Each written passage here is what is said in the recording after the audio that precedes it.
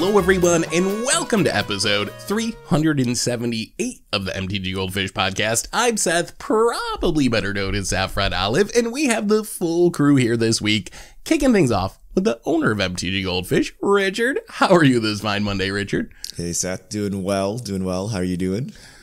Oh, I'm doing very well. It is beautiful out. We finally had like a 75-degree day here in upstate New York, which always makes me feel a little bit, I don't know, a good mood now that spring is here. Plus, we're like a day away from early access event to check out Streets of New Capenna with new Magic cards and new Magic sets. So I'm really hyped at the moment, but I'm getting off topic. We got another co-host in Krim. Good morning, Krim. How are you today? Pretty good. Just, doing my usual thing, staying up late, building multiple decks also for Capenna. And just like really excited to take a crack at what Standard's gonna look like. Yeah, there's a lot of stuff that I'm excited to try out in Standard. There's just a lot of really cool cards in this set, so it should be super fun. I'm really excited for Streets of New Capenna. That's not one of our biggest topics for today, though. We do have a couple of big topics. First up, we finally got our format announcement on Magic Arena, our new format, and it's Explorer. So we're going to talk all about the Explorer format on Arena. Then we're going to talk about the price of Magic going up that was announced this week, maybe a little bit about the return of paper events, and then, of course, answer your fish mail questions. So that's the overview for today. Before we get into it, though, a reminder that our show today is brought to you by Card Conduit, and we've been telling you about Card Conduit, a really great way to sell your Magic collection in their curated shipment service that lets you sell your valuable cards with a reduced service fee for a while now. And as long as your cards have a retail value of at least $2, you can send in as many as you want and still just pay a 5% service fee. And as with all of Card Conduit services, you don't got to sort your cards, you don't got to grade your cards, you just get to skip over all those hassles, safely package everything up and ship them out, and you'll even get a detailed report with their results. So you can check out Card Conduit's curated shipment option as a way to buy list cards with fast processing, optimized prices, and the low service fee of just 5%. And right now, you can even get another 10% off by heading over to cardconduit.com/MTGGoldfish. Card Conduit, they're the easiest way to sell your Magic cards. So thanks so much to Card Conduit for supporting the show. And let's talk about Explorer. So we've been waiting for a long time, for months or weeks, to hear about this new format coming to Magic Arena. People have been wanting Pioneer, but Wizards wouldn't promise Pioneer. So we finally got the announcement. Richard, what do we get? What's this new format? All right. We are working towards Pioneer slowly. So it's going to be Explorer. It's basically all the cards available on the Arena client that are legal in Pioneer, and they will be adding cards via like a Masters edition style. So like in historic anthologies and like select sets they haven't said yet, they'll be adding like the staples in over time. They expect to get to full Pioneer over several years. In the interim, the ban list may be customized for this new format, but initially think of it as all cards on Magic Arena with a Pioneer ban list. So it's the intersection of Pioneer and Historic. Wow. So for me, heading into this announcement, I mentioned this on Twitter, like it was basically Pioneer or bust. There was no other format Wizards could give other than a Pioneer, literal Pioneer, or a format working towards Pioneer that I would consider a successful announcement. So for me, this mostly nailed what I wanted. Obviously, it's not full Pioneer, but it is heading that direction. And we do have, from Wizards, again, more or less a promise to work towards Pioneer. That's the whole idea of this Explorer format. The only part of the announcement, the one part that I didn't like, was just the time frame of it taking several years to get to full Pioneer. That seems too long to me, especially considering you don't need that many cards. People have done some research on this and really dug into it, and you could make a master set, one master set, and pretty much have all the top tier decks in the meta. You won't get all the crazy brews and all the fringe cards. That is going to take some time, but there is a way that we could get to something very, very close to full Pioneer with like a single set release. So that's the only part of the announcement I didn't like. They nailed it with the format. I'm thrilled that they're heading towards Pioneer. I just hope they get there a little quicker than several years in the future. But what was your initial reaction to this, Grim? Okay, so I am a lot like you in that I was a little concerned about this whole 2 years thing. I had mentioned it before. Yu-Gi-Oh! Master Duels like just dropped 11,000 cards on launch, right? And I'm like, okay. So I'm like, okay, how can you not do this? And it within like a year, right? Like I would say a year is like tops. But then I realized, you know what? I think this might be the optimist in me. I think they actually said 2 years, so that gives them leeway for them to like fall somewhere short of that. Cause I just don't think 2 years is what you need to make that, right? Like there's, let's say you break it down, there's probably like 2,900 cards, right? Left, to make it full on Pioneer, right? Or let's just say, for the sake of this, let's just round it out to an even 3,000. 1,000 of those cards are actually played. The ones that are missing. So if you take that down, so you have 1,000 cards, I just don't see how they couldn't get this in under a year. So this leads me to believe, or again, this is my optimism, in that I think they're going to be finished before 2 years. They just say that so that this way, no matter what, they can fall short of that and look good. And, you know, I can respect that. I mean, I guess it is true if they say 2 years or several years or whatever, and then they actually do it in a year, everyone's going to be thrilled. Right. So if they're trying to make some good PR or whatever, like that would be a way to get it done. And I would say like, I'm a completionist. I play so many weird decks that I really want every weird possibly playable card on the format. But I think you could get to a tier version of Pioneer with probably even less than 1,000 cards. I think 1,000 cards would give me what I want probably, which is like anything that I could possibly use for an against odds deck is going to be on the client. But I think you could get to something that was the top tier decks of the meta, the top 20, 50, whatever, like pretty big number with even less than that. So I too am hopeful that maybe it'll happen quicker than they're saying. And I think that would be a really big deal because I'm really curious how popular this format's going to be immediately. We don't have a lot of comparisons for this. The only thing I can think of is like on Magic Online, for a while we didn't have Vintage, and this might have been true of Legacy as well. I can't remember exactly, but I know we didn't have Vintage, and they had a format called Classic, I believe, that was essentially the same as Explorer. It was right. Vintage, but only the cards that are on Magic Online.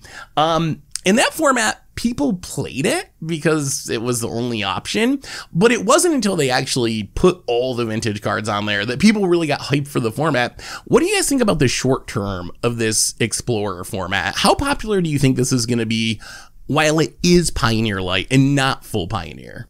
You know, while I think with the, I don't know, just from me browsing around the internet, I think the general consensus that a lot of people don't like the digital cards.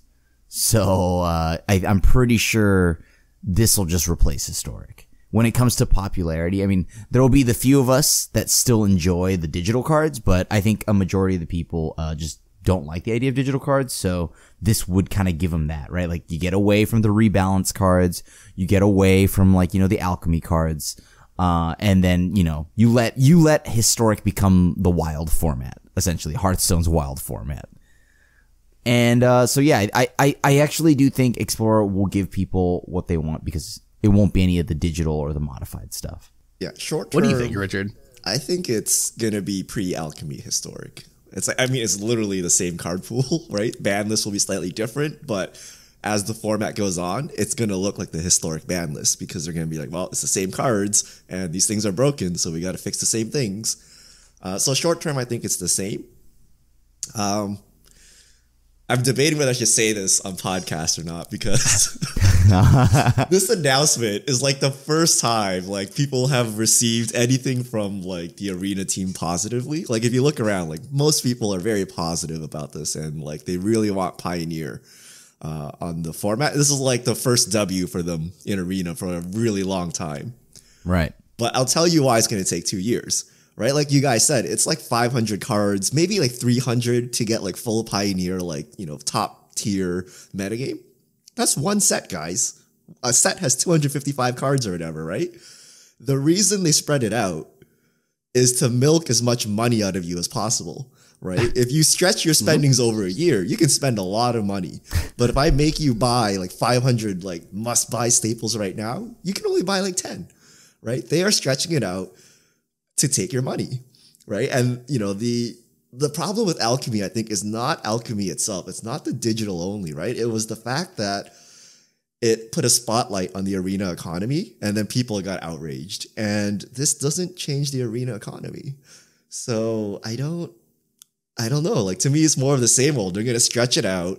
It's going to be a premier format, which you will pay lots of money to play, and they will try to milk as much money out of us. So that part I'm not too thrilled about, and I know they can get the cards out much faster, but they won't. So that part I'm not thrilled about either. Like, you tell me Yu-Gi-Oh has a technology, but Magic doesn't. Like, okay, come on, right? Just hire like 5 more interns and get those 1,000 cards out, right? Like, they just don't want to do it because you cannot fork over $1,000 to play Pioneer, but you can fork over $100 each month over the next 2 years, right? Yeah, I mean, I think that is true. That's the only reason I can think of that we don't just get a huge dump of cards really quickly, because I really can't believe that they really don't have the technology to add the cards quickly. And it's got to be that they are trying to release them in the most profitable way possible. I will say, even though we know, and we've beaten this into the ground, and rightly so, that the arena economy has a lot of issues and it's really expensive, I will say that Explorer, Pioneer in specific, might be the cheapest format. Like, it's a format that doesn't rotate, for one thing. It doesn't get, once it's completed at least, it's not going to be getting, oh, here's a bunch of random cards. Oh, here's a bunch of Alchemy cards. Here's a bunch of whatever, Strixhaven Mystical Archives. Like, Pioneer doesn't get all that stuff. So it does seem like, I don't know, kind of like old Modern. You remember with Modern when we used to talk about it, we're like, okay, like, yeah, it costs a lot to get into, but if you actually build a Modern deck, you can make some slight upgrades and play it for a bunch of years. So in the long run, Modern was actually cheaper than Standard that rotated all the time because you could keep using your cards for such a long time. I'm really hopeful that Explorer / Pioneer is going to be that place on Arena where, yeah, it's going to take a lot of wild cards to build your blue-white control deck or your sacrifice deck or whatever deck that you want. But once you build it, because we're not getting that constant influx of new cards and random cards that you need to keep up with the meta, hopefully you won't have to spend a lot to keep up and be able to play that deck for a very long time. So fingers crossed that in a weird roundabout way, this is the cheapest way to play on Arena, even though you still do have like just that huge upfront cost that is attached to every format on Arena because of how the economy is set up. I thought Lures dispelled this myth, Seth, where we could just throw the whole format out the window when they print Lures 2.0. Oh, God. Please, right? No. When they print another round of free Evoke Elementals or something, you could just take your deck and just like incinerate it. The difference is Modern, you could sell your cards, right? On all formats that we played Modern previously, either tabletop or Moto, you can sell your cards. So you were kind of assured that, yes, you dropped like $500, but you could at least get like $200, $300 back. But Arena, it's going into Watsy's pocket. So you need to really believe, and you really need to believe they don't abandon Pioneer on Arena as well, right? Like, nothing is worse than you buy all the Alchemy cards, and then they're like, sorry guys, no more Alchemy, we're going Pioneer.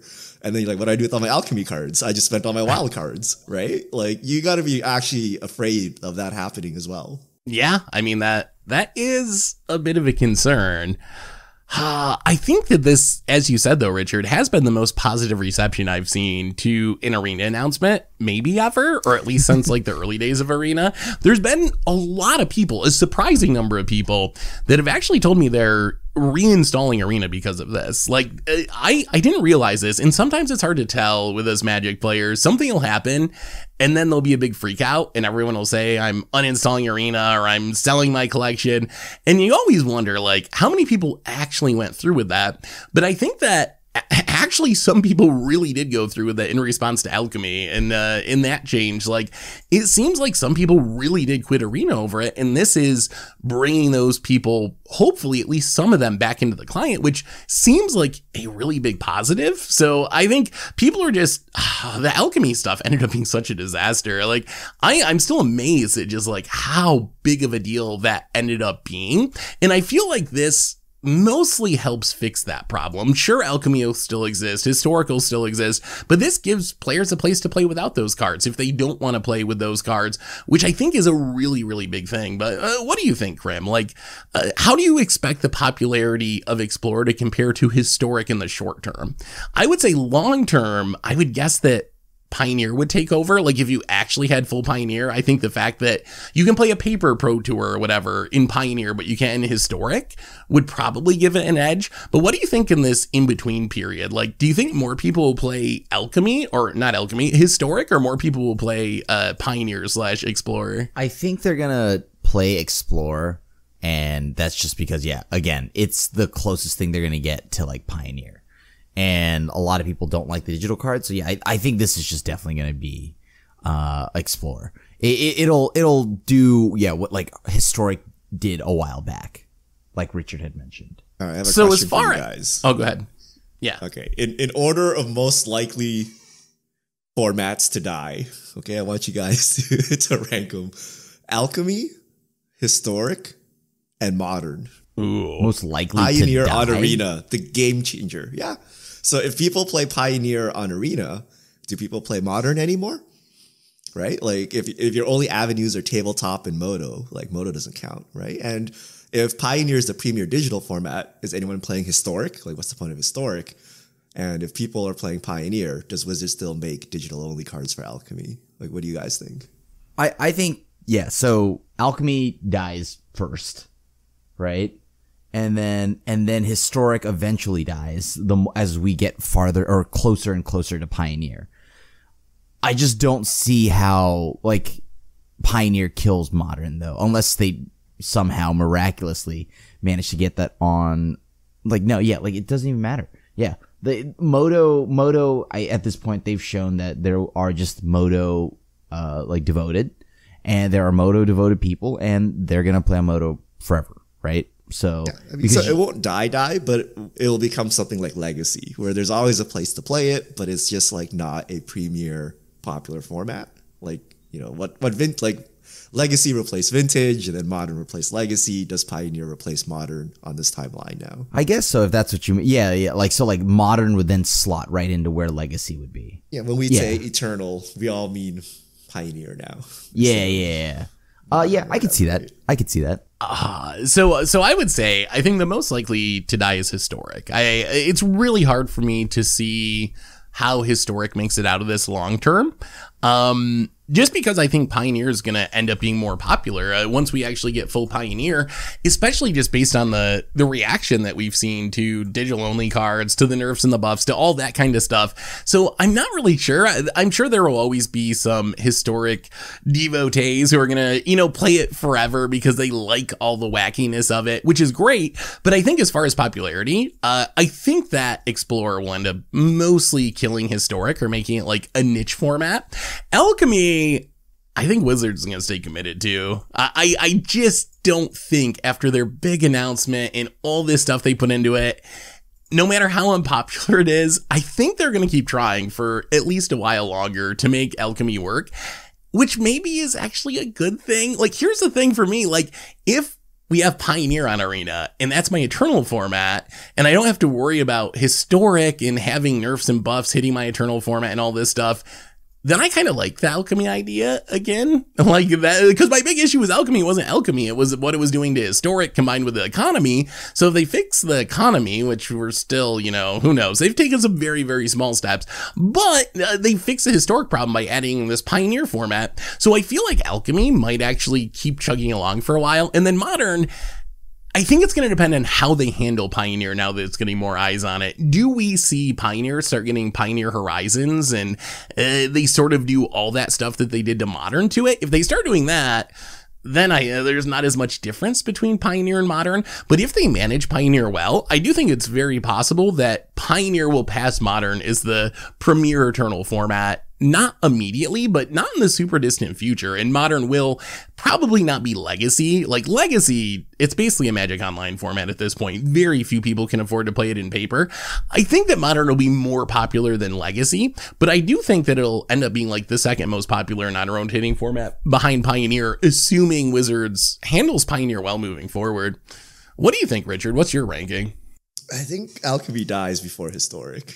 I think it's dying on its own before this thing. Like, I don't know, like Wizards has to keep trying, but I've been thinking about it. I think the reason people hate Alchemy is because they see Magic as ripping off Hearthstone, Whereas in their eyes, Magic is the original, and like the almighty Magic the Gathering should not be copying Hearthstone. So this is unacceptable, and I cannot support this no matter how good the gameplay or no matter how cheap it is.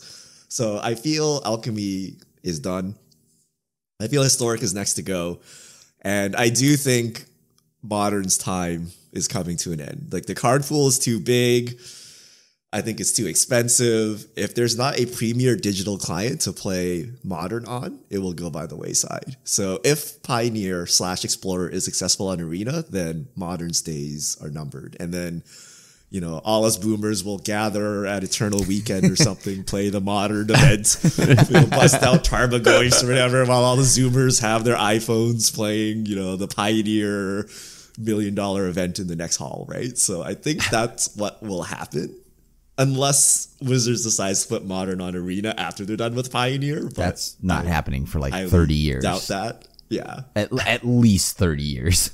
I mean, the alternate world is Wizards charges too much, Explorer flops, no one plays Pioneer, and then Modern is king, right? Because if you're going to play tabletop, you might as well just play Modern, right? So it could flop.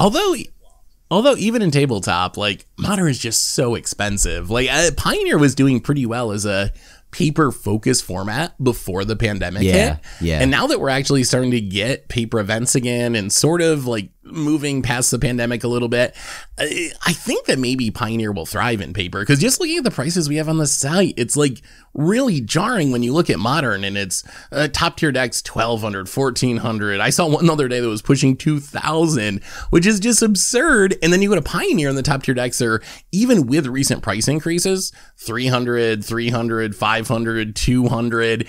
It's just like you can buy the entire top tier of the Pioneer meta, like 3 or 4 or 5 decks for the same price as a single top tier Modern deck. So I think there's still an appeal for Pioneer in paper at this point. But if that changes and all of a sudden Pioneer's Modern, then who knows? Maybe Pioneer prices end up Modern prices, and then that competitive advantage goes away. If you're paying just as much for Pioneer or close to as much, then there's, you know, not as much of a reason to play it. But I do think that Pioneer can really thrive in paper, especially right now. The timing's good with paper pro tours coming back, paper qualifiers that are for the Pioneer format. So this really is the year of Pioneer. Speaking of Pioneer, I'm really curious what you guys think of the Explorer meta. One thing I've been working on, and there should be a full video in an article up on the site sometime this week, by the weekend at the latest, kind of going over this stuff, but I'm really curious what you think about what Pioneer decks are going to make it immediately in Explorer. We know long term they're going to be the same, but short term, what are you expecting to be at the top of the Explorer meta? I know that everyone's going to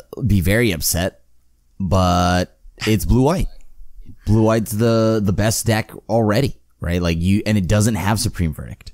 So it's not like it needs it right now. I mean, Supreme Verdict is going to be very good for it when it gets here, but for right now, it has other ways to get around it, right? So, yeah, like blue-white easily ports right over. As someone who plays nothing but that blue-white pretty much in Pioneer, like it just seems like it would easily slot right in. I will say, I think that there's 2 decks really that I have pegged to be the best decks in the format immediately. One of them is Blue-White Control. The deck that I think gives it a run for its money, though, is probably going to be Winota. I think Naya Winota, like, it loses essentially nothing depending on the build that you play. Some builds have like Elvish Mystic, which isn't there yet on Arena, but you got Gilded Goose to replace it. There's no Voice of Resurgence, which is good against Control, but there's also versions of Winota that have been winning tournaments that lose quite literally nothing, that aren't playing those cards, and you can just directly port over. So I would expect Winota and Blue-White to immediately be the 2 best decks in the format. Phoenix? And I honestly, Phoenix gets a ton worse, I think. I mean, compared to Pioneer. So I think Phoenix is interesting. I think that Phoenix will exist. Like, people will find a way to make it work. But if you look at the dominant build in Pioneer, you lose Thing in the Ice, which is huge. That's like kind of the core, along with Arclight Phoenix, of the Pioneer builds of Visit Phoenix. And then you also lose some pretty good Delve cards. Instead? You can, but I don't know. Do you think the egg is enough? Like, you don't You don't get the hard reset like Thing in the Ice does, where you just bounce everything and get to keep your 7/8. It's a lot slower to deal with your opponent's board. Not that it's bad, but then you also lose like Treasure Cruise. I was gonna say the main thing you're losing is actually Temporal Trespass, the extra turn, and Treasure Cruise. Right, those are the things that keep the deck afloat. But I don't know. Maybe it's not like they can't find something else in place of it, right? Like so like example, we are going to be getting Capenna, and with Capenna they could just go Grixis and add Tainted Indulgence, right? So they'll continue to add up more draw spells. Like it won't be obviously Treasure Cruise, because not many things will ever be Treasure Cruise, but it's good enough, right? It fills your yard, it does all the things you'd want. So you splash the third color, you'll have the Triumph for it. So I don't know. I mean, they could, and they would just play Dragon in place of Thing in the Ice. That's what I was going to say. My expectation is that Phoenix will adapt and exist in Explorer, but I think that it'll look more like the historic decks, where instead of being this Thing in the Ice, flip it style deck, you're going to be more of like a Sprite Dragon, maybe Crackling Drake, Arclight Phoenix, more of like a prowessy build of Phoenix, just like we see in Historic, essentially. So I do think that Phoenix will exist, but I think it is going to look a lot different than it does in Pioneer, just because you are missing some really key cards. The other deck that I think is going to be in the running for those top tier slots, maybe not quite on the same level as Blue, White, and Winota, but is really the Sacrifice decks. If you look at like Jund Sacrifice or Rakdos Sacrifice, both of which are, I guess, solid second tier decks. I think the top tier of current Pioneer being Winota, Mono Red, and Azorius, and maybe you can argue for Hidden Stirrings being in there. But I think those three are really the standouts. And then in the next level, you have the Rakdos Sacrifice, the Jund Sacrifice. Those decks don't lose anything. You still got the Cauldron Familiars, you still got the Mayhem Devils. So there's really no losses. And we've seen those decks be really, really strong in arena formats already. Like in Historic, we've seen good Sacrifice decks. So I think that's another deck that's immediately going to be fighting for top tier. Another like option that is a little scary is Mardu Greasefang. That's another Pioneer deck that's like solid tier 2. It doesn't lose anything going to Explorer from Pioneer.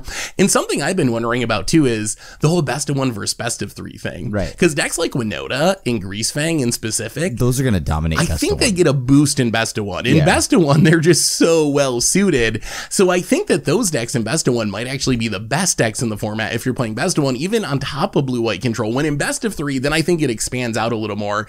In Blue, White Control is definitely one of the best decks. The Sacrifice decks get even better. But one thing I'm a little concerned about, do you think there's any chance that bringing Explorer / Pioneer to Arena ends up hurting the format because best of 1 exists? Like right now in Pioneer, Greasefang's fine. It's a good deck. People have played with it, but it's not something people are saying needs to be banned. Winota may be right on the fringe of something that people would say would need to be banned, but again, it's not something that has really drawn a ton of calls for bannings yet. But I feel like in best of 1, those might be very dominant. So do you have any worry that because we're now getting best of 1 Pioneer or Explorer, that we're going to see bannings that we wouldn't have gotten otherwise because of the differences between best of 1 and best of 3 and not having access to sideboard hate cards? I mean, I think that Winota should be banned anyways, regardless of best of 1 or best of 3. So, ban the Lotus Field now while we can, right? I mean, it's going to be a problem eventually once everything comes in. So just ban those 2, get it out of the way now. And this makes transitioning right into actual Pioneer just, well, okay, right? So I don't know. I do think that there's going to be like some Tybalt trickeries or something like that, right? Like maybe something else gets banned, in best of 1, but maybe not in best of 3. Do I think that best of 1 existing hurts Pioneer in any way, shape, or form though? No, not really, right? Like best of 1 is just going to be another format within the format. I mean, I guess if they just ban things in best of 1, then it doesn't matter. Like if something like Greasefang is dominant in best of 1, but fine in best of 3, hopefully they just ban it in best of 1 or whatever. I mean, I can't see them banning anything out of Greasefang just because, example, they would have done it like in Historic potentially, right? And I think with the way the best of 1 plays, I think it's just implied that, okay, well, that means you got to make the decision. Are you going to play main deck Graveyard Hate? Yeah. I mean, I've heard some people talking about Greasefang being too good in Historic. I don't know if there's been like the mass calls for it, but I think it's a card that could get banned in Historic eventually, or in Pioneer eventually in Best of One. But I guess, I mean, we'll have to wait and see. What do you think about all this, Richard? Any thoughts? I think you bring up a good point, Seth. So for you Moto Commander aficionados back out there, so Wizards like heavily slandered Commander by releasing 1v1 Commander. And if you remember that format, it was like Baral format where you just, oh, I heard Commander's a cool thing. Here's this 1v1 Commander on Moto. Let me try. You load in, you get everything countered, you die, and you're like, what the heck is this format? Garbage, right? I think if they don't do this correctly, and everyone defaults to, so the default will be best of one Pioneer or best of one Explorer. If they don't handle the ban list appropriately, I think a lot of people get turned off by the format, right? You walk in, uninteractively get destroyed by Greasefang. Like, what are you gonna do? Main deck graveyard hate, and then you run into mono red. You're like, that's great. So the transition from a competitive best of three format into an online best of one grinder, I guess, like, has to be done carefully. And I think they will have to split the ban list into best of one and best of three, and you will have different sets of banned cards. Like I think they did this with Nexus of Fate or whatever for standard. Yep. Because like the more powerful your format, the more important your sideboard cards are. And Modern without a sideboard is a like totally different format. So I assume Pioneer will be the same. So we talked about the decks that are going to probably make it in Explorer. There's also a handful of top tier decks from Pioneer that are just not going to make it at this point, that are missing cards. And I think the three biggest ones, Spirits get pretty bad. You're missing Mausoleum Wanderer, you're missing Selfless Spirit, you're missing Spell Queller. Those are kind of the key spirits, the best spirits really. So I think that for the time being, like Bant Spirits just won't exist in Explorer. The other two big ones, I think, are Hidden Stirrings Lotus Field combo and also Ascendancy, Jeskai Ascendancy combo. They're missing way too much stuff. Ascendancy combo is missing literal Jeskai Ascendancy, which is the only card in that deck that really matters. And then the Hidden Stirrings Lotus Field deck, you're missing Hidden Stirrings, Pour Over Pages, Sylvan Scrying, Thespian Stage, Dark Petition, a pretty long list of cards. So I think those are the decks that I would say, if you're a Pioneer player, don't expect to be playing those ones. Unlike something like Phoenix, where I think you can build a good Explorer Phoenix deck, even if it isn't exactly the same as the Pioneer build. I don't think there's a way to do that with Spirit's Ascendancy or the Lotus Field Hidden Stirrings combo at this point. So those will be decks eventually as we get more cards added to the card pool. But for launch, at least, I wouldn't worry about those, which I'm actually kind of happy about because as much as I've loved Pioneer recently, I do kind of hate losing to the Lotus Field deck. That deck is just so obnoxious. It's like Pioneer eggs almost. Like it has that same like, sit there for a whole bunch of minutes while your opponent does all this stuff that may or may not win the game. And it'll like almost certainly win the game, but it's not deterministic, so you can't really like scoop in good conscience. So So I'm glad that that's. Can you do this on Arena even if you wanted to? Oh, so I think you're casting spells. So I think it should function on Arena because when you cast a spell, it adds a little bit to your clock. So I guess we'll have to see, but I expect that it'll probably be playable just because of how the combo actually works. But I'm glad we won't have to deal with those immediately. Is there anything else you're looking forward to in this format, Krim or Richard, before we talk about other stuff? Kalidas, Trader of Get. That's all I want. I don't care about anything else right now. Just give me Kalidas because I've been in dire need of Kalidas in my life. Yeah, that one stood out in a lot of deck lists I've been looking at. Like, most of the cards are there, but no Kalidas. So yeah, that I think is one of the premier missing cards right now. I mean, I just want them to add as many cards as quickly as possible because my favorite thing to do in old formats is to play some stupid uncommon like nobody knows. Right? But like, you need your Strangleroot, guys. Yeah, like Imp's Mischief, like this garbage, right? And like they're not gonna put these cards online, so what am I gonna get people with? I don't know. Oh yeah, I'm also in the just add cards as quickly as possible. Like get them on there. Give us a Master set. My dream is that they pull the Pioneer Master set off of whatever shelf it's sitting on, and maybe we get that released like this year, even because we know they were like well into design of it. Like they were very close to actually releasing it when they pulled the plug and went the alchemy direction instead. So I'm hopeful that maybe that set's almost ready to go and it could come out very quickly. Because I think that's the one thing that's missing right now. And similar to Richard, the thing I love about Modern and the thing I love about Pioneer is just the diversity and all the other crazy things you can do, the weird cards that you can play. And while we do have a lot of the best cards already, we are missing some of those weird, wacky cards. So the sooner we get those, the better. But I think overall we're in agreement that this is a pretty good announcement, and fingers crossed it actually is going to be a pretty positive thing for Arena and for players. One can only hope. So yeah, like I genuinely do think though that like if they don't do something about the cards and adding it a lot faster, it will hurt the format. That's probably the most detrimental thing to them right now. So they need to figure that out. All right, so moving on to our next topic, I had to ask you about this one. So Wizards announced this past week the prices are going up. Prices are going up 11% across the board, essentially. Draft boosters, set boosters, supplemental sets, et cetera, et cetera, et cetera. Things are going up. What do you think of this price increase? Because we've gotten some really mixed responses. So on one hand, like, I never want to see Magic get more expensive. I think that's just a bad thing in general. On the other hand, I feel like Magic hasn't really increased in price in quite a while. As far as I feel like I was buying boosters for the same price like 10 or 15 years ago as they were like a month ago. And it's only 11%. It's not like a doubling. What do you think of this change? There's been a lot of bad feelings about this, especially since Wizards is always reporting, you know, record-breaking revenues or whatever. Why do you need to raise prices when you're making more money than ever? But what do you think? Is this price increase actually a big deal, a detriment to the game, or not as big of a deal as maybe people think?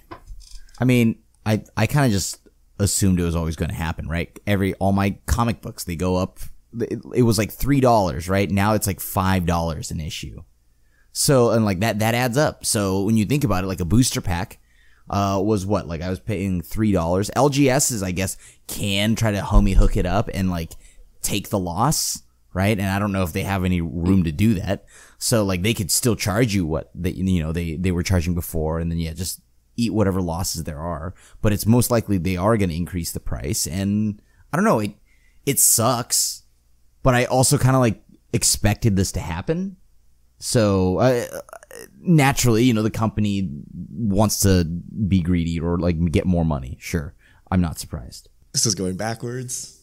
I mean, the number one barrier to getting your friends to play Magic is price, right? You want to come over, have a little Magic the Gathering night? All right, just take $500, go to the LGS, get a Commander deck, and then I'll see you at my house, right? Like, it is so expensive, and they are just continuing to increase price rather than finding, ways to make money. Like if they made secret layers more expensive, but kept draft boosters the same price, I'd be fine with that, right? Like, maybe we want to become, we want to do the Morrow's Toenails 10 of 10 card or something and charge you like through the roof, but the base game is cheap to play. But they're not doing that. And I think they're going backwards because in 2022, you can be entertained for very little money. Right? There's like YouTube, there's Twitch, right? There's, free to play games, right? You can play Fortnite, you can play League, you can play all these games for free. And then here's Magic the Gathering increasing the base cost for everyone, right? So I don't know. I don't like it. I wish they found some other means of monetizing. Maybe the Magic movie could be very successful and offset the price of the game, right? Like there are other ways to make more money than just, taking your most loyal customers and charging them more and then kind of gatekeeping other people from joining the game. So I don't like it, but it is a business. Yeah. They do businessy things. It has to happen. Yeah, I mean, I wish it wouldn't happen. Like Richard said, I always wish the game was cheaper. At the same time, after just like going to the grocery store, filling my car with gas recently, I'm kind of like, well, I don't know, 11% doesn't sound that bad compared to the prices of a lot of things right now. So maybe it's not the end of the world. But yeah, I mean, in general, Magic's biggest problem with getting in new players is that it's an expensive game, and getting more expensive isn't going to help there. And I think it's also important to realize that this also will impact the price of singles, because the price of the singles is basically tied to the amount of value in the box and the cost of the box, the whole EV thing that we've talked about many times in the past. But if you see an 11% increase in the price of sealed product, that is also going to be reflected in a similar increase with the price of singles. Not evenly throughout every single. It'll be the best cards or whatever that get more expensive compared to the bad cards, but we are going to see singles be more expensive too. So keep an eye out for that, even with like the commander decks. I was shocked at how expensive the new commander decks are, honestly. Like I was looking on eBay, and you can get a set of the 5 commander decks from last year for around $130, and the cheapest you can find the new commander decks right now is around $220, which is that's a pretty big price increase even with just the commander deck. So I guess we'll see what happens, but probably not a positive thing overall. Anyway, any other thoughts on either of those topics? All right, we got one more bit of news before we get to fish mail, and that is we got the announcement that Paper Magic's coming back. We talked about organized play a couple of weeks ago. Well, we got an announcement last week that Commandfests are returning. There are 15 Commandfests coming up across the world over the summer, basically between June and July. Actually, there's a huge run of them. We're going to one of them, Krim. Me and you are going to be in Richmond in the first week of June. That's the first one back, actually. But there's Vegas and Philly and Frankfurt, Germany, and Sydney, Australia, and Brazil and Mexico City. How big of a deal is this? Like, how big of a deal is it that we are seeing Paper Magic have events like this for the first time in 2 years since the pandemic really hit? Yeah, like, I mean, seeing these events is going to be big because, you know, it means like this is kind of dictate like how many other events are going to happen, right? Like how well these do. It also like, you know, like how popular is Commander since the last Command Fest, right? Because the last one I went to was the Seattle one.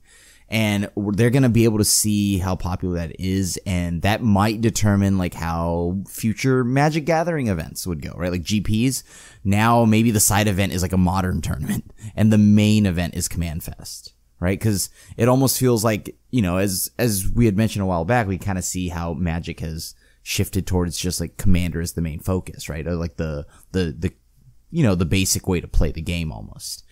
And yeah, like this will be cool to see. And the one that we're going to is going to be like the Baldur's Gate pre-release. So that'll be fun. I don't know.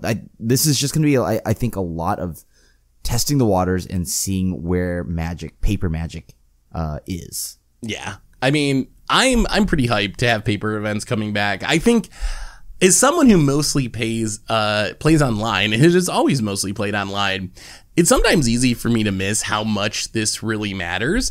And I've just seen so many people talking about like, I went finally to a paper event for the first time in 2 years, and it was so great. And I had so much fun. I saw a post on the Arena Reddit, I think yesterday or today, with someone who was an Arena player. And they're like, I actually went to a paper event, I assume pre-release, and I had so much fun. On Arena, I'm always getting salty and things, you know, when they don't go wrong, I feel really bad. But I went to this paper event, and I was like joking with my opponent, and they, you know, put a whatever legitimate business person on one of my creatures, and I lost the game, but we both laughed about it, and it was just like such an amazing time. So it's easy to miss, I think, when you get so tied up in the digital aspect of the game, just how important the gathering part of Magic really is. So I'm really hyped to see these events going back. It's been a long time since I've been at a Paper Magic event. Like Vegas, 3 years ago now was the last one that we were all at.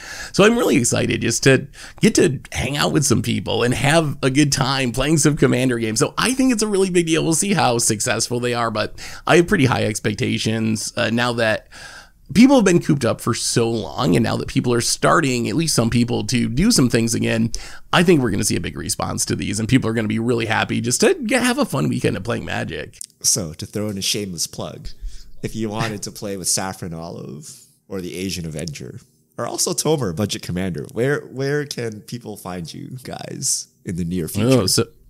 So June 3rd through 5th is Commandfest Richmond in Richmond, Virginia. We'll be hanging out Friday, Saturday. I gotta leave like Sunday morning ish, so I might be around a little bit on Sunday. But we'll be hanging out, just jamming games with whoever. So come up and say hi. If there's stuff you want signed or whatever, bring that with you.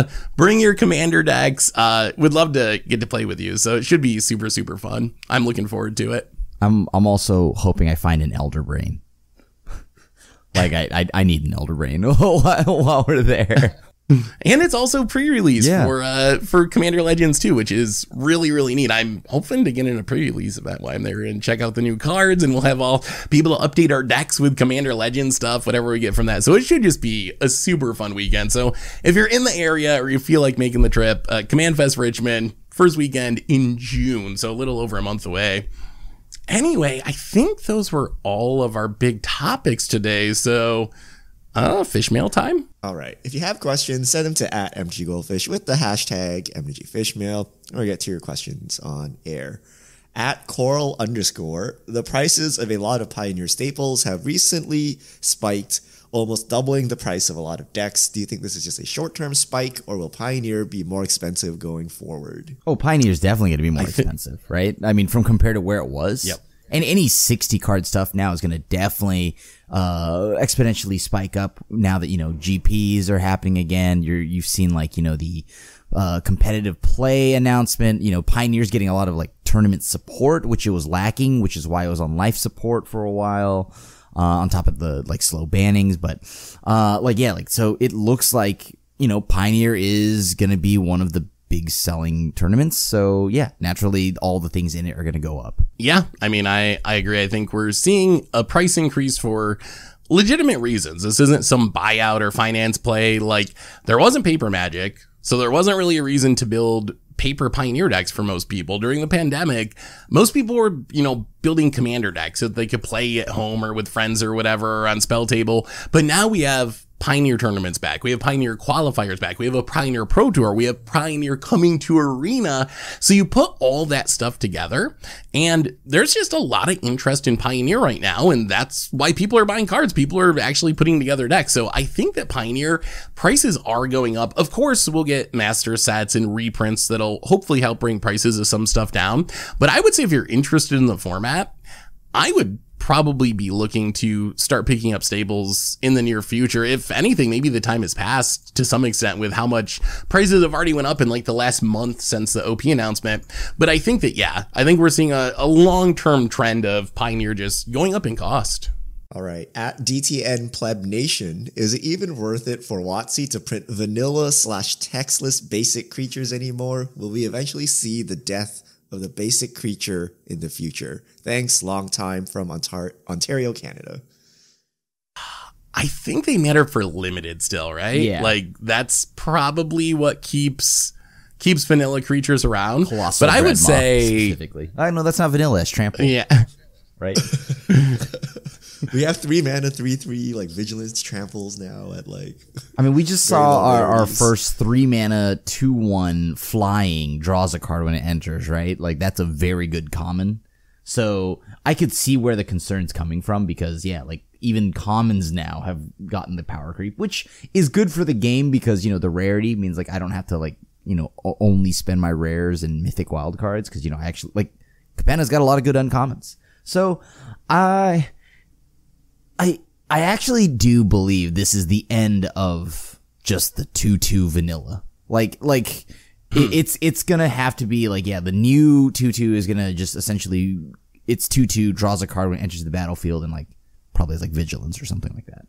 Yeah, I mean, I think that's been true for years. They will always exist for limited, but no one cares about them, right? What I want to see is a vanilla mythic, right? Like I don't know, a 2 mana 4/4 or something with no text, heavy flavor. That's how we used to play Magic, right? You played it because it was a demon or an angel, and that in itself was cool enough. You didn't need 8 ETB triggers, right? So for lore purposes, for story purposes, I wish they brought back vanilla creatures. There are Timmies out there. We like big creatures. We don't need our creatures to blink and come back from the graveyard and draw 8 cards. I just want Here is a dragon. It is big. It attacks. That's it. Right? That's all I want. Like, I don't know why we can't do this anymore. And I want this in the context of standard, not limited. So I think it's time to put LSV's theory to the test. Like a 5 mana, like what does it need to be playable? 5 mana vanilla. Like a 10/10? Like what does it need to be? Gigantosaur is not. I don't even think it's good. Okay, enough. that doesn't count though. That's like too many green mana symbols. Give me like something castable. And like how big does it have to be before it's playable? It would be interesting to explore that and see, because I think it's going to have to be a pretty high number. Like maybe a castable 5. What if you had like an easy to cast 5 mana 10/10? Like just 5 colorless, or 5 generic. Well, I mean, I don't know, like a 1 green mana, a 4 and a green or something like that, rather than 5 green. I think that's... Would that be enough? That's playable though. You have to combo. So here's the thing: it's not good enough by itself. You need to combo it with hexproof and trample. So you. But then it's not a vanilla creature anymore. No, if you gotta you use combo additional with cards to give it those abilities, though. It doesn't come with the creature. But then why don't you just play something that has those abilities? I think that's what like where we're at in Magic. Like if you gotta give it those abilities, just play a card that has those abilities. Give me a 2 mana might be 10/10. playable. You just want a free... a 2 mana 10/10. I would say that's a pretty good rate. That would get played. Remember Desecration I think Demon? that would work. That 4 mana 6/6 Yeah. flying trample. Like Yeah. that was so good. Nowadays, Yeah. it's like trash tier, right? Like, just give me a big beater, such that if you don't answer it, you die. But if you answer it with like a 1/1 chump blocker, I'm sad. Like, I mean... We need a Regisaur, 2020. right? Like, there was that. I guess Regisaur is pretty close. That was a 3 mana 7/6, right? I guess that's pretty close. Yeah, and that's how play. Like that was pretty good. A 2020 would be interesting, like a 5 mana 2020. So if you kill someone in one shot, maybe that's just too good with flings and Kazul's Furies and whatnot, but that would be interesting. All right. Someone I don't submit know. the next great designer search. That's my groundbreaking design. A 5 mana 2020. That's it. I would play a 5 mana 2020. And like a vanilla 5 mana 2020, I think I'd play that. Yeah. I think it would actually be good. I think you can combo with it in a lot of ways. Like Seth's saying, fling, rogue's passage type effects, trample, whatever. But next question, Q-Dig. How do cards like Dragon Fodder and Krenko's Command coexist? I thought 2 of the exact same card can exist with a different name, so you can't play 8 of them in the same deck. Isn't there usually at least a very minor difference? Not always. There are quite a few instances where you have a functional reprint, as they're called, where it's literally the same card. I think where it would become problematic, and I can't think of an actual example of this happening in practice, but it was actually like a very good card. Like if you could play 8 Okos or something, that's where you'd probably be in trouble. No one ever. But as far as like Krenko Command to Dragon Horde, like, I don't know. Is that a bad thing? I've never really thought of it as a bad thing. Yeah, It is if Dragon's Fodder is Ponder, right? Like that's why Ponder's banned, right? You have a critical mass of cantrippers that are basically all the same, and it's like too good now, right? You play like 12 cantripping or 16 cantripping cards. So when they're good, it's a problem. What's the best card that we can play 8 of? I mean, like the Faithless Looting or probably something like that. You don't even have, exists there's not today, 8 though. Faithless Lootings, Yeah, though. that actually exists today. I don't think there's any, maybe it's actually Dragon Horde or something on that level. There's not. Like Thalia? Or do like Lord, no. do people actually There's only play 8 Thalia effects? No, I don't think that's good enough. Or like, so I don't think you want to, like, if they're just like a bunch of like small dinky 2/1s, you do actually need to put pressure, right? So Soul Sisters. Yeah, we don't. Do you not play 8 Soul Sisters? Okay. Okay. There's slight differences, but Soul Ward and Soul Attendant, that might actually be the most playable yeah, out of and they're not technically functional reprints, but they're pretty close. So I don't know if that counts though, based on what the original question was, because they said usually there's slight differences, which is true, and there are slight differences between Soul Warden and Soul Attendant, not huge differences, but there are. So it's not like an actual functional reprint. Probably a burn spell, but I don't know if we have functional. It's not like we have another actually, that literal doesn't go lightning bolt. phase. We have a ton of like lightning bolts with extra steps, but Chain Lightning and Lightning Bolt. But even that, it's like there's differences there. So, All right. Last question. Chief Smeef, is Stacks actually good? Do you think the problem is people using Stacks pieces wrong? Thalia gets used in a lot of Stacks decks, but it makes more sense when you see it as a tool for white aggro to slow down removal and get more attacks in. I agree that Thalia's better in an aggro deck than a Stacks deck. I mean, I play her in my humans deck for that exact reason. So it gets more attacks in, and oftentimes you play Thalia, right? Like I play my humans deck, I show them Thalia, both of them, and they're like, "Is this a Stacks deck?" I'm like, I mean, it's an aggro deck. I need to slow you down. So sure, I just call it Stacks, but like it's really not, right? Like I'm still beating you down with like Thalia's Lieutenant, and I'm Trin and Sylvar, right? Those are my commanders. So like I'm just generating a ton of humans, and I'm just trying to slow the game down. Or at least not slow the game down, slow you down so I can kill you. I mean, I think that is often the best use of Stacks pieces. Like, you even see that. I think that people do get caught up in the trap of trusting that their Stacks pieces are going to win them the game rather than using them to further their game plan. That's something I've run into and talked about many times as a Blood Moon lover in Modern. Like, just playing a Blood Moon isn't going to win you the game. Like, you got to have Blood Moon, and then you also have to have a fast clock. So the best use of Blood Moon, almost similar to Thalia, is when you're playing it thinking, okay, this is going to disrupt my opponent for like 4 turns, maybe 3 or 4 turns. That gives me a 3 or 4 turn window to hopefully close out the game, rather than like, okay, I'm going to play Blood Moon, and this is going to keep my opponent from doing anything forever. Very similar to Thalia. Like Thalia, its best use is often, I'm playing an aggro deck, I need to slow down a Wrath by a turn, because if I can get that one more turn, I'm going to get enough combat damage to close out the game. So I do think that people thinking about Stacks pieces differently as support pieces for their game plan rather than the end game for their deck is something that we should do more of for sure. Look, I might have made mistakes and brought in Blood Moon against Eldrazi Tron, which like absolutely does nothing. Yeah. Because they're like, okay, I played my 4th land and I thought not sear you. Or the worst is when you lose with a Blood Moon against Tron. Oh and my you're goodness. like, They you just keep barely top cast decking the Worm Coil. Thoughtseizes. Yeah, and they just like Worm Coil, Karn. Like, great. Here's Tarmogoyf. Okay. Yeah. So yeah, like it's a tax. It slows you down. It doesn't stop you. I think there are very few real Stacks decks nowadays where you're actually like locked out of the game. Usually you just call that a combo deck. But you just tax to slow them down. You got to actually finish the game. And if you overload on Stacks pieces, then you're not finishing the game. So yeah, I think if you play Death and Taxes and things like that, you learn that quite quickly. That you can lock people down as much as you want, but they'll still worm their way out of it. So you actually need to end them quickly. Well, that's what, but you see how you can get around that though is you just play like 12 ways to protect your board. I play so many ways to keep my creatures alive. I love. Then you lose to the clock. Yeah, you lose to the clock. We're running out of time here. Can't kill each other. Draw. This was not useful. You can kill because lots of sweepers and things like that. So and that's how you keep your Thalias and things like that, right? So you just play like Glorious Protector and all of those. So those are good. This is Lantern Control all over again. They're really good at stopping you.